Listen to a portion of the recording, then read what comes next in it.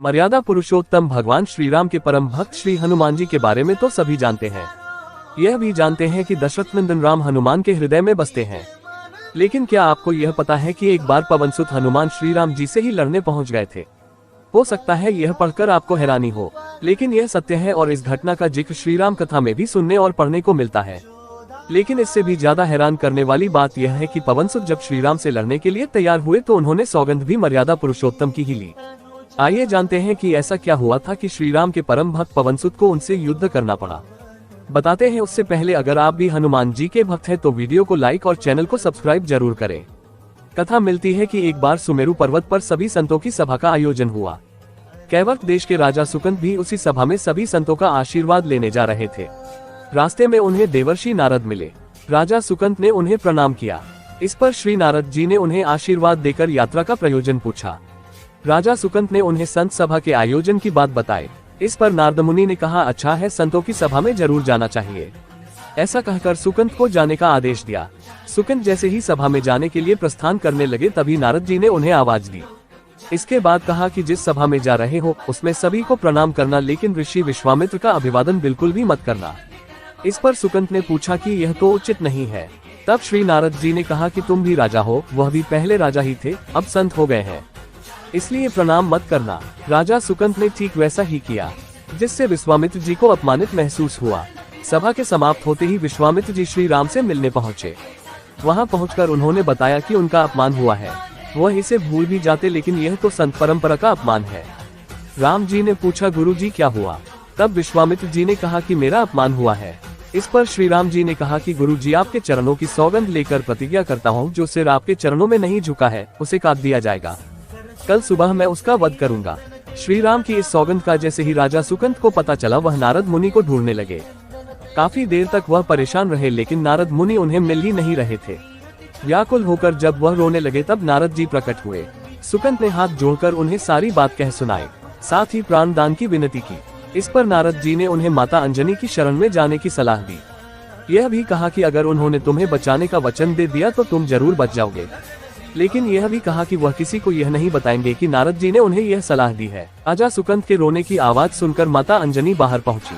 तब उन्होंने कहा कि माता मुझे बचा ले, अन्यथा विश्वामित्र जी मुझे मार डालेंगे। इस पर माता अंजनी ने सुकंद को उसके प्राण बचाने का वचन दिया। उन्होंने कहा कि तुम शरण में हो, तुम्हें कोई नहीं मार सकता। इसके बाद राजा सुकंद को विश्राम करने के लिए कहा। शाम ढले जब हनुमान जी माता अंजनी के पास पहुंचे तो उन्होंने सारी बात बताई, लेकिन सुकंद को बुलाने से पहले पवनसुत से सौगंध लेने को कहा। तब श्री हनुमान जी ने कहा कि वह श्री राम के चरणों की सौगंध लेते हैं कि वह सुकंद के प्राणों की रक्षा करेंगे। तब माता अंजनी ने राजा को बुलाया। हनुमान जी ने पूछा, कौन तुम्हें मारना चाहता है? तब सुकंद ने बताया कि श्री राम उन्हें मार डालेंगे। इतना सुनते ही माता अंजनी हैरान रह गयी। उन्होंने कहा कि तुमने तो विश्वामित्र जी का नाम लिया था। तब राजा ने कहा कि नहीं, वह तो मरवाना चाहते हैं, लेकिन मारेंगे तो राम ही। हनुमान जी ने राजा सुकंद को उनकी राजधानी में छोड़ा और श्री राम के दरबार में पहुंचे। वहां पहुंचकर उन्होंने राम जी से पूछा कि वह कहां जा रहे हैं। तब मर्यादा पुरुषोत्तम ने बताया कि वह राजा सुकंद का वध करने जा रहे हैं। तब हनुमान जी ने कहा, प्रभु उसे मत मारिए। राम जी ने कहा कि वह तो अपने गुरु की सौगंध ले चुके हैं, अब पीछे नहीं हट सकते। हनुमान जी ने कहा, प्रभु मैंने उसके प्राणों की रक्षा के लिए अपने इष्टदेव यानी कि आपकी सौगंध ली है। तब राम जी कहते हैं कि ठीक है, तुम अपना वचन निभाओ। हनुमान जी राजा सुकंद को लेकर पर्वत पर पहुंचे और राम नाम का कीर्तन करने लगे। उधर राम जी राजा सुकंद को मारने के लिए उनकी राजधानी पहुंचे, लेकिन वह नहीं मिले तो वह उन्हें ढूंढते हुए पर्वत पर पहुंचे। वहां हनुमान राम मंत्र का जप कर रहे थे। राम जी को देखते ही सुकंद डर गए। उन्होंने कहा कि अब तो राम जी उसे मार ही डालेंगे। वह बार बार हनुमान जी से पूछते कि बच जाएंगे हम। तब उन्होंने कहा कि राम मंत्र का जप करते रहो और निश्चिंत रहो, भगवान नाम पर पूरा भरोसा रखो।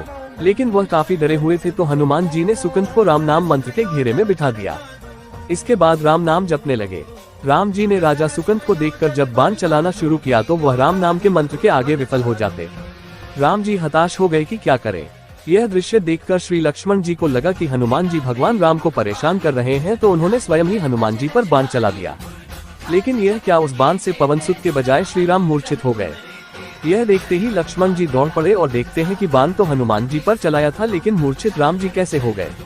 तब उन्होंने देखा कि पवनसुत के हृदय में तो श्री राम बसते हैं। राम जी जैसे ही होश में आए वह हनुमान जी की ओर दौड़े। उन्होंने देखा कि उनकी छाती से रक्त बह रहा है। वह हनुमान जी का दर्द देख नहीं पा रहे थे। वह बार बार उनकी छाती पर हाथ रखते और आंखें बंद कर लेते। पवनसुत को होश आया तो उन्होंने देखा कि राम जी आंखें बंद करके हनुमान जी के छाती पर बार बार हाथ रखते हैं, फिर हनुमान जी के सिर पर हाथ फेरते हैं।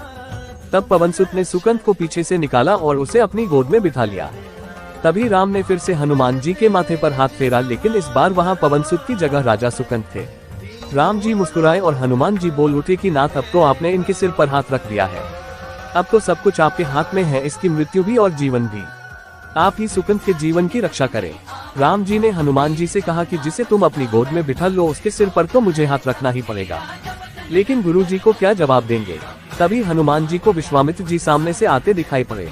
उन्होंने राजा सुकंद से कहा कि जाओ, तब प्रणाम नहीं किया तो क्या हुआ, अब कर लो। राजा ने दौड़कर विश्वामित्र जी का अभिवादन किया। वह भी प्रसन्न हो गए और बोले, राम, इसे क्षमा कर दो। मैंने इसे क्षमा कर दिया क्योंकि संत का काम मिटाना नहीं बल्कि सुधारना होता है। यह भी सुधर गया है। उन्होंने सुकंद से पूछा कि संत का सम्मान न करने की सलाह तुम्हें किस कुसंग में मिली? राजा सुकंद विश्वामित्र जी से कुछ कहते कि इससे पहले नारद मुनि प्रकट हो गए। उन्होंने सारी घटना कह सुनाई। तब विश्वामित्र जी ने पूछा कि नारद, तुमने ऐसी सलाह क्यों दी?